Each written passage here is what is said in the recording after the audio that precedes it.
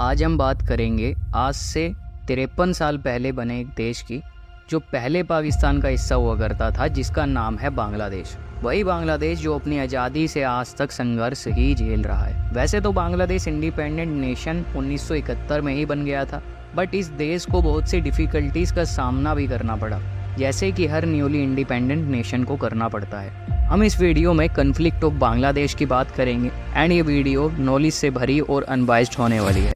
सबसे पहले हमें समझना होगा कोटा सिस्टम, जो कि एप्पल ऑफ डिस्कॉर्ड भी बताया जा रहा है। बांग्लादेशी कोटा सिस्टम की शुरुआत बांग्लादेश की आज़ादी के साथ ही हुई थी, जिससे बांग्लादेशी संघर्ष में जिन्होंने एज अ फ्रीडम फाइटर देश के लिए संघर्ष किया, उन्हें और उनके परिवार वालों को रिजर्वेशन मिल सके।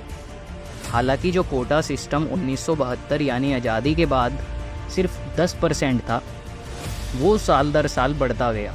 जैसे कि 1975 में 15%, 1985 में 30%, 2001 में 40% और 2018 में 56%।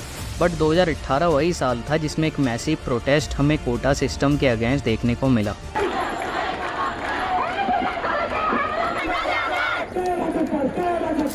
और फिर गवर्नमेंट ऑफ बांग्लादेश द्वारा 3 अक्टूबर 2018 को एक सर्कुलर जारी किया गया, जिसमें कोटा सिस्टम को first and second class job के लिए डिसमिस कर दिया गया, but third and fourth class job के लिए अभी भी कोटा सिस्टम लागू था।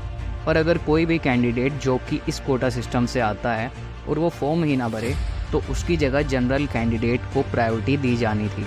2 साल बाद यानी 20 जनवरी 2020 को प्रपोजल आता है बांग्लादेश की कैबिनेट को मिनिस्ट्री ऑफ पब्लिक एडमिनिस्ट्रेशन की तरफ से, जिसके अंतर्गत 8 डिवीज़न या हायर ग्रेड जॉब के लिए कोई भी कोटा सिस्टम ना लागू किए जाने की मांग थी, और इस प्रपोजल को मंजूरी भी मिल जाती है।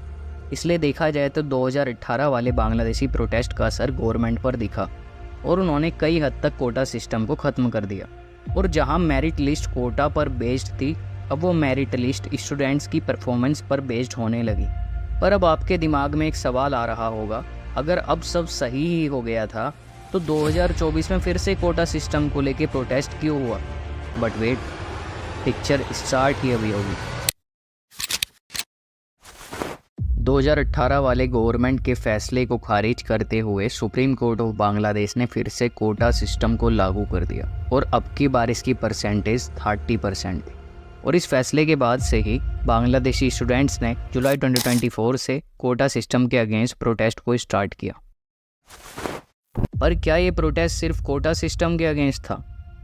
मुझे तो नहीं लगता, बिकॉज जब हमें सच्चाई का पता लगाना होता है तो हमें दोनों पार्टीज़ की बात को समझकर अपना ओपिनियन देना चाहिए।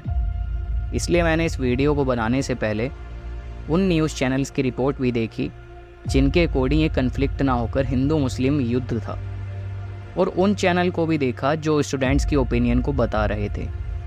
एंड एट द एंड मुझे ये रियलाइज़ हुआ कि कन्फ्लिक्ट वहाँ सिर्फ कोटा सिस्टम तक सीमित नहीं था, बल्कि अवामी लीग के स्टूडेंट ऑर्गेनाइजेशन यानी बांग्लादेशी छात्र लीग की गुंडागर्दी भी एक कारण थी प्रोटेस्ट की वॉयलेंट होने की। और साथ ही यहाँ बहुत बार जनरल इलेक्शन भी डिले हुआ है। इसके अलावा भी बहुत से कारण हैं, जैसे पॉपुलेशन।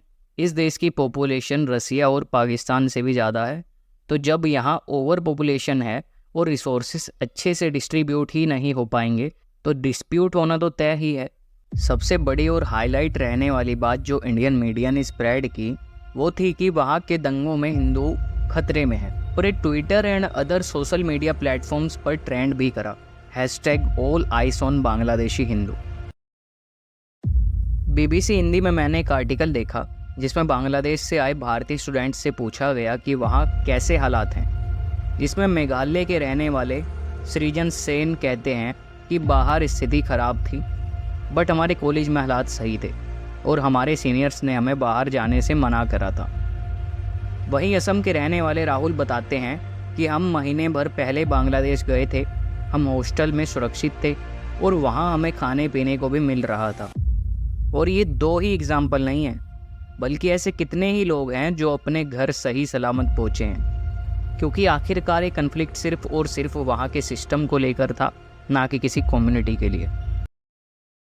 बांग्लादेश में प्रोटेस्ट नॉन वायलेंट तरीके से चल ही रहा था, बट तभी 16 जुलाई को अबू सैयद नाम के एक प्रोटेस्टर पर पुलिस की गोली चलती है।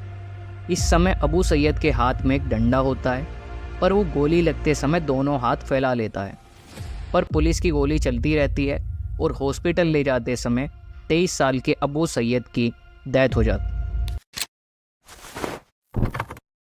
अबू सैयद की डेथ के 2 दिन बाद यानी 18 जुलाई को मीर मुग्धो नाम के एक सोशल एक्टिविस्ट जो कि प्रोटेस्ट में शामिल स्टूडेंट्स को पानी की बोतल्स और बिस्किट डिस्ट्रीब्यूट कर रहा था, उसे बांग्लादेश पुलिस के द्वारा ऑन द स्पॉट सर में गोली मारी जाती है, जिससे उसकी डेथ हो गई।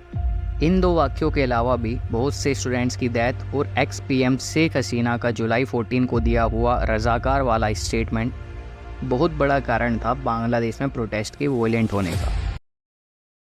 अब कुछ पार्टीज ऐसी हैं जिनका पास्ट एक विलन का रोल प्ले करता है, जिसमें जमात इस्लामी, हिफाजत इस्लाम, बांग्लादेश नेशनलिस्ट पार्टी जैसी पार्टीज़ के नाम आते हैं। मेरे नज़रिए में इनडायरेक्टली तरीके से इन पार्टीज़ ने वहाँ की कंडीशंस को वर्स्ट बनाने में अपना कंट्रीब्यूशन किया है।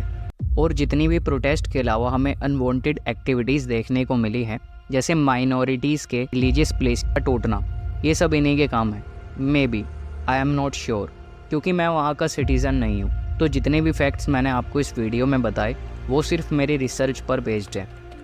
ये वीडियो अपने साथ कुछ सवाल छोड़ कर जाती है, जैसे कि एक्स पीएम शेख हसीना के रिज़ाइन के बाद यूनुस, जो कि अब वहाँ अंतरिम सरकार संभाल रहे हैं, वो कैसे नेता साबित होंगे और क्या बांग्लादेश का फ्यूचर ब्राइट होगा या फिर ये एक स्टार्टिंग है वहाँ जंगल राज के बढ़ने की।